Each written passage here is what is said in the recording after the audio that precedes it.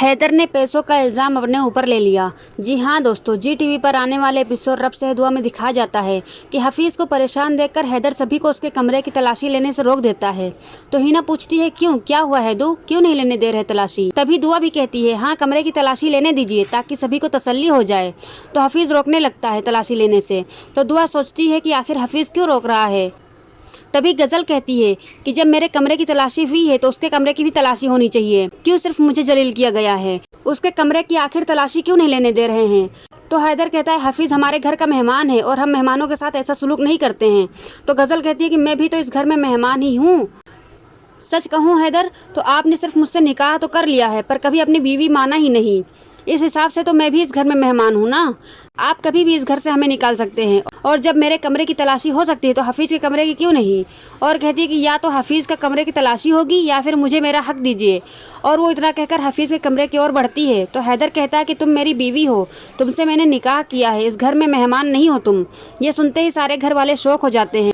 तो गज़ल पीछे मुड़ती है और कहती है कि बीवी हूँ या मजबूरी, बताइए हैदर, मुझसे रिश्ता रखने में आपकी रजामंदी है कि नहीं, बोलिए। तो हैदर कहता है हाँ मैं राज़ी हूँ। गज़ल कहती है फिर अपने कहे हुए अल्फाज वापस लीजिए और कहिए कि आपको कोई अफसोस नहीं है मुझसे निकाह करने पर। तो हैदर कहने वाला होता है पर दुआ आगे बढ़ के कहती है कि लेने दीजिए कमरे की तलाशी और ख़त्म करिए फालतू का मामला। तो गज़ल कहती है तुम्हें इतनी तकलीफ क्यों हो रही है, मैं तो अपना और हैदर का रिश्ता दिखा रही सबको। तो दुआ फिर आगे बढ़ती है पर हफीज़ उसे रोक देता है। तो दुआ सोचती है हफीज़ ऐसा क्यों कर रहा है, कहीं पैसे इसी ने तो नहीं चुराए हैं। रूहान गज़ल को बहुत गुस्से से देखता है और उसे शक होने लगता है गज़ल पे और सोचता है ये तो कहती थी कि ये हैदर से नफरत करती है पर ये जिद पर क्यों अड़ी हुई है कि वो कबूल करे कि उससे मोहब्बत करता है। और सोचता है कहीं ये हैदर से प्यार तो नहीं करती है और उसे पुरानी बातें याद आने लगती हैं कि कैसे वो बार बार हैदर से टकराती थी और उसके करीब जाती थी। यहाँ पे जो हैदर है वो कबूल कर लेता है कि उसे कोई अफसोस नहीं है उससे निकाह करने पर।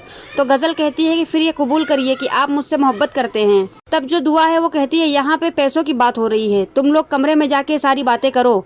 तभी हिना भी कहती है हाँ हफीज़ के कमरे की तलाशी होनी ही चाहिए। तो हैदर कहता है कि नहीं होगी हफीज़ के कमरे की तलाशी क्योंकि वो पैसे, और इतना कहकर वो रुकता है और फिर अपने ऊपर इल्ज़ाम लगवा लेता है कि वो पैसे मैंने ही लिए हैं। सभी लोग ये सुन के शौक हो जाते हैं पर दुआ सोचती है कि आखिर हैदर ऐसा क्यों कर रहे हैं, कहीं वो हफीज़ को बचाने के लिए ऐसा नहीं कर रहे हैं, वो हफीज़ के सारे इल्ज़ाम अपने ऊपर क्यों ले रहे हैं। पर अभी भी हफीज़ बहुत डरा हुआ रहता है। तो गज़ल कहती है कि पैसे तो आपने लिए हैं पर इल्ज़ाम मुझ पे लगाया गया और थोड़े समय के लिए ही सही पर बदनाम तो कर दिया गया ना मुझे।